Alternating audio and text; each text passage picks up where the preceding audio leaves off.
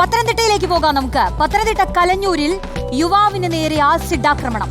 മുഖത്ത് പൊള്ളലേറ്റ കലഞ്ഞൂർ സ്വദേശി അനൂപിനെ തിരുവല്ലയിലെ സ്വകാര്യ ആശുപത്രിയിൽ പ്രവേശിപ്പിച്ചു.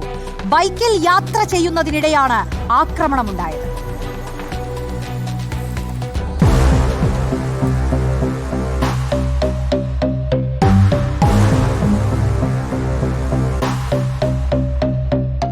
ശനിയാഴ്ച രാത്രി 8:30യോടെയാണ് സംഭവം. വ്യാപാരിയായ അനൂപ് കടയടച്ച് വീട്ടിലേക്ക് പോവുകയായിരുന്നു.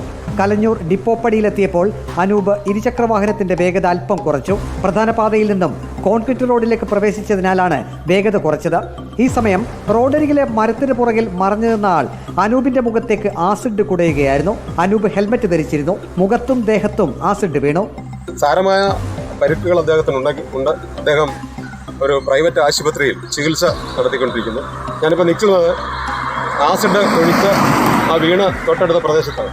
ഇവിടുത്തെ ചെടികളൊക്കെ കരിഞ്ഞു നിൽക്കുന്നതായിട്ട് കാണാം. വലിയൊരു ആക്രമണമാണ് ഇവിടെ നടന്നിട്ടുള്ളത്.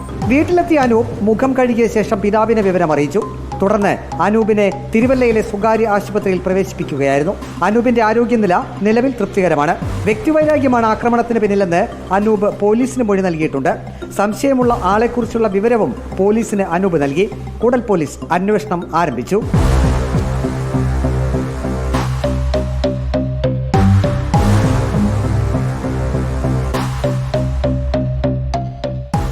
റിപ്പോർട്ടർ പത്തനംതിട്ട.